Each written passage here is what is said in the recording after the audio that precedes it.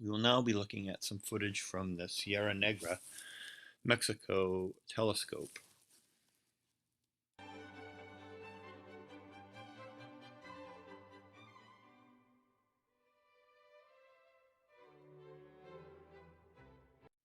The telescope is facing south from its Mexico position, and the star trails are rotating in a clockwise rotation. We will now be looking at the rotation of the stars from a stationary flat Earth perspective, and these obviously will be rotating in the clockwise rotation.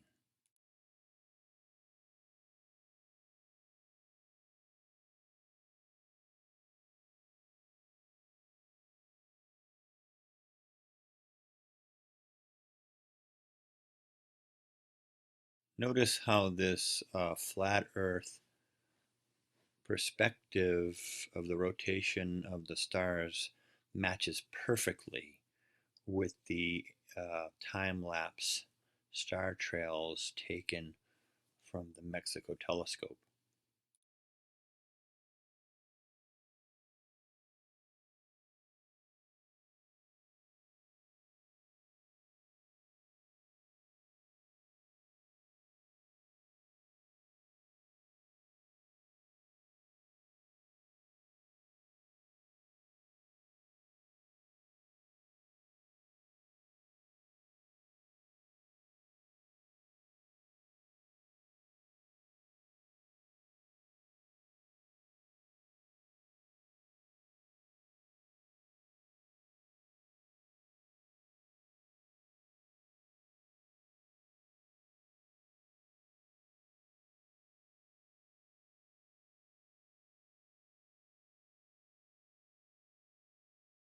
In 240 BC, a Jesuit named Eratosthenes, my apologies to any ancient Greeks among you, he calculated the Earth's circumference. He did that by planting a stick in the ground at midday so that the sunlight, being directly overhead, would cast no shadow.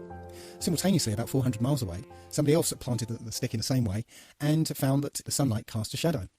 So by taking a shadow length and knowing the distance between the sticks, you could theoretically work out the circumference of the Earth. Take note that this method requires that the sun be a long, long way away so that the light coming from the sun is all parallel. Just keep that in the back of your mind because we'll come back to this later.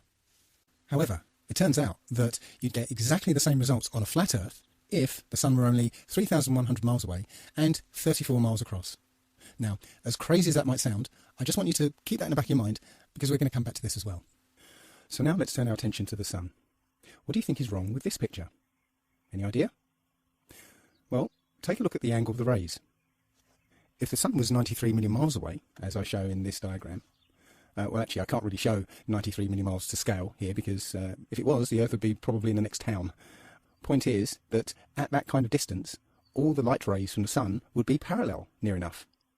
And if you recall, Eratosthenes' calculation of the circumference of the Earth actually depends on the light being parallel from the sun. So when the light shines through broken cloud, it would hit the ground parallel rather than at this kind of angle. So if you're able to measure the angle of these sun rays, you can basically, with a bit of simple geometry, figure out exactly how high the sun is. And that turns out to be about 3,100 miles. And if you were going to try and hide this information, that the sun is actually very close, perhaps you'd encode it in symbol. Does this look familiar? We see in perspective. That is, the horizon is at our eye level. And as things recede from us, they tend to converge to the centre of that horizon line, to a place that's known as the vanishing point. Just as if you were standing at the end of a very long corridor, you would see that the walls would appear to converge. The floor would appear to rise up to meet the horizon, and the ceiling would also appear to move downwards. Of course, the walls and the ceiling are all parallel to each other, so they don't actually move anywhere, but it would just appear that way. And anything that lies beyond the vanishing point is effectively invisible to us. It's beyond the limit of our vision. The clouds in this picture are all at the same height, but the further they are away from you, the lower down in the sky they appear to be. And similarly, the further away the cloud shadows are on the ground, the higher up they appear to be. So now let's turn our attention to the moon. Many of us have seen the moon appear full at various times throughout the day, as in this picture. But how can that happen? If you're standing at point C, then it's the middle of the night. Full moon, no problem. And if you're standing at point A, it's early in the morning. Certainly, if you stare back at the moon in the night sky, then yes, you can see a full moon. But if you're standing at point B, which is midday, that is, the sun is directly overhead, then there isn't anywhere that the moon can be that will allow you to see it as full, because the sun will be illuminating the side of the moon that is facing away from you. So the best you'll be able to see is a sliver of the moon. Think about it next time you see the full moon during the day. Every month, the moon goes through 8 distinct phases. Always the same 8, always the same order, supposedly because of a relationship between the position of the moon relative to the position of the Earth and the sun. So let's say it's December, and throughout the month we see the normal 8 phases of the moon. But what happens when it's June, and the Earth is supposedly on the other side of the sun? Shouldn't the phases be reversed? That's not what we see. We see the same 8 phases in the same order. Here's one last image showing a famous Earth shot from the International Space Station. It's beautiful. NASA uses Nikon, like I said before, so Commander Kelly has graciously taken a selfie of his own camera, so we see what model it is. We can even see that there's a massive fisheye lens on this thing. But knowing those two things is key ingredient in fixing the photos. So in Photoshop, there's a lens distortion correction filter you can use. You just plug in what kind of camera you have, what kind of lens you have, boom, voila, it flattens the image out and corrects the distortion, whether it's pincushion or barrel distortion or even fisheye. You know, the other thing that's going on in this photo here is, everybody will point out, there's a giant hot spot fairly close to the Earth. If the sun was in fact 92 million miles away, the Earth would be lit in a broad, illuminated, wide swath of light, and not just like a light bulb as we have here. That's just something interesting I've noticed.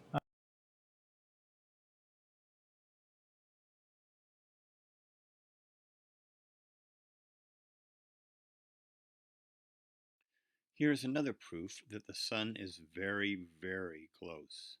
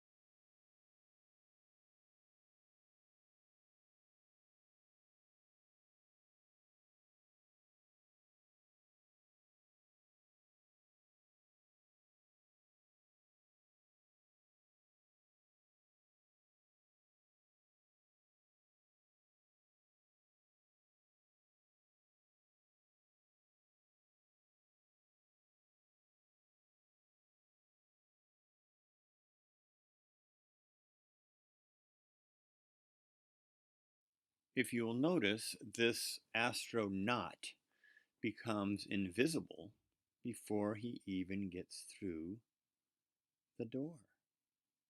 The space station is a complete fake, fraud, deception, and a lie. But, oh, did you see that? I mean, did this nigga just went invisible? I mean, is he Violet from The Incredibles? He has superpowers that makes him go invisible? Unlikely. Is he an alien? He's a secret race that can go invisible? Is that what you're thinking? What it is? We can all assume that it's video manipulation because nobody can go invisible, right? I can't go invisible. And if it was video manipulation, that means there wasn't enough space back there to actually enter. They had to fade him out. They had to lower the opacity, right? I mean, look, he's invisible.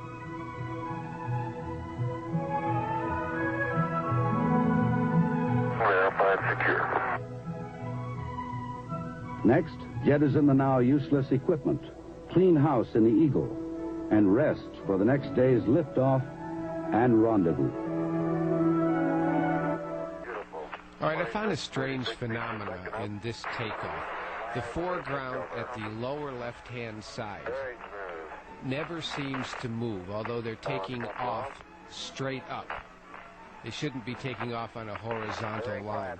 Now watch that crater, and down at the lower left-hand corner in the light, it doesn't move. It doesn't change in size. Just the top seems to be moving. And they should be taking off up to 50,000 feet straight up, not on some type of horizontal movement. Now you can see how clear the lower left-hand corner is. It stays clear. It seems to stay basically the same distance away. The top just seems to be flowing into the center of this picture. You can still see it absolutely as clear, absolutely the same distance away down on the bottom. And they should be going straight up. And what is that white thing that just went across?